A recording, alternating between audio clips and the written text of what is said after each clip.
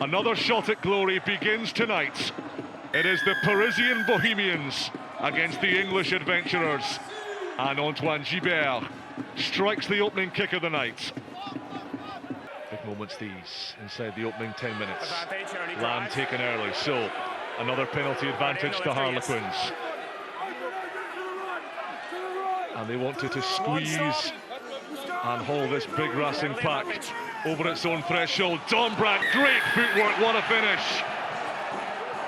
As you can see here. Yeah, just gets a little bit tighter. Just so Racing go early on the ball, so that's a clear penalty advantage. Yeah, I get that. You could hear them screaming on the right, try and turn that right shoulder just to give them a bit of advantage. And when Dombrandt, he's got his hand on the ball, he looks up, does Joseph with the right foot step. And Harlequins, good reward for all their early endeavour. Top 14 this year, 112 of them. This is Ficou, first touch for the Racing skipper, one of those gilded French rugby talents. Tuisova coming off his wing, somersaulting through the first tackle. And Racing with that close quarter bludgeoning approach. Come again through Samponi. Le Garec, Tuisova takes 2-3 Quins to hold the Fijian tank to ground.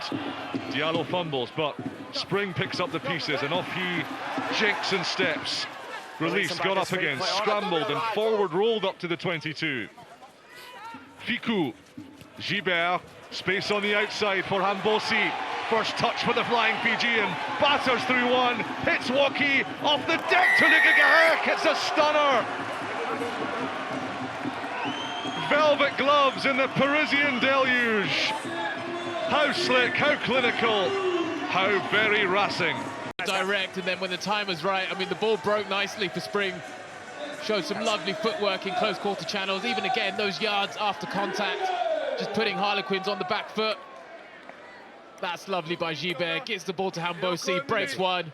Support inside, Woki again, Le Garec there in support to finish off the move, and brilliant response by the home side.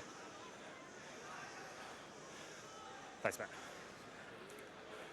Top try scorer. Whether he's an option and use all the space that he creates. I mean, brilliant player to watch. Over. Final minute of the first half. Can Racing land another significant blow before the clock ticks into the red? Number 2, side entry. Walker's given him a penalty at worst. Hold here. Penalty advantage. Commanded to play. Tuisova. There's that fire and brimstone. And some Fijian flair as well. Joseph still going. Popping it wide to Gibert. Springs in the line. Naitubi waiting. Is there a finish? Oh, wow! Champagne everywhere in the city of love. Can you just make the number? It's outstanding, only because the amount of pressure they've been under recently. To go up to the other end of the pitch in a blink of an eye and come away with a try of that quality. Starts with the maul. Really well set, penalty advantage. Tuisova popping up right at the moment, and then here just offloading, moving the ball to space. Give it to Naitubi. And even in the conditions, off the right foot, slips, too much power, too much pace. Levis winning another gain line battle for Quins. Kenningham. Wyn Jones. Tuisova doing plenty of defensive duties around the fringes as well. Porter though, oh, like a matador, he's sold them all. And sliding home for 5 precious Champions Cup points. Porter having a bit of a travel, assessing the options, those Bruck defenders. One of them bites, leaves the hole, gets nice and low, really good finish. Okay, thanks, man. And much better from Harlequins, get an opportunity, get into the 22. Woki, again, carrying with such dynamism. Around the corner comes Diallo. Oh, he's upended horribly as he ceded possession. 10 minutes in the bin for Lennox Anyanwu. Yellow card. With the boos and whistles. So he is at fault, we're seeing foul. And use it! No, it's in. Titi Lamositele has joined us. His robust rump protecting Will Porter as he clears, but straight up, straight back down again, and all those Quins players are offside. Inside the 10, 18 moving forward before you're playing onside. Inside the 10. Yeah, good call. I was just going to, doesn't feel like the game for it, but actually now with where we are, take the 3 points, get some points on the board, start to apply some scoreboard pressure as well. The same for you. Okay. Yeah, just to mop up those subs. Lamos Itele on for Simon Kerrod. And we saw, as we were talking about, Harlequins' impressive defence, the shaven head of James Chisholm rumbling on to replace Chandler Cunningham South in the back row.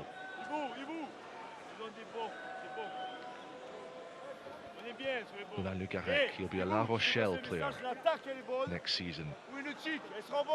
Can he leave with some precious silverware on his CV? Unerring from the tee, Roland Le Garrec. Superb take from the Fijian, and quickly into his running, slaloming free Naituvi, caught by Wyn Jones. Advantage. But Racing 92 with the penalty. Gibert, space on the wide outside for Spring. Beautiful take, sumptuous try. Racing sense the opportunity is at hand. They smell blood. They inch closer to the white line. Lino Julien waits, dives low. Joseph is next to have a crack. Here he goes, over he goes. The try is given. Okay, I'm going to check. Bludgeon after bludgeon. Quins talk about swinging the bat. They've just been hit with one. Absolute power from Racing. Advantage for tackle not rolling away, and also with the previous scrum. Just want to check try yes or no, please. But we heard straight away that there was going to be a check, so stand by, we're checking try yes or no. Just make sure this has been grounded. Got blocked by the post. It was all power from Racing from here, wave after wave of big carriers. Harlequins not able to get back on side, not able to get set, and then here at the death. The Quins players were shouting for a knock-on in amongst all this. Just a couple of phases before the try was scored.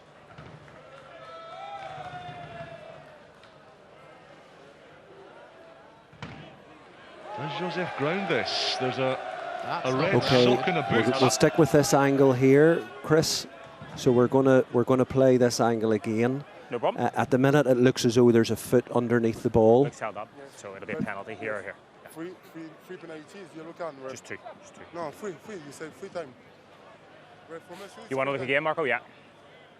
Yes, we're going to look at that angle again just to confirm my suspicions on that.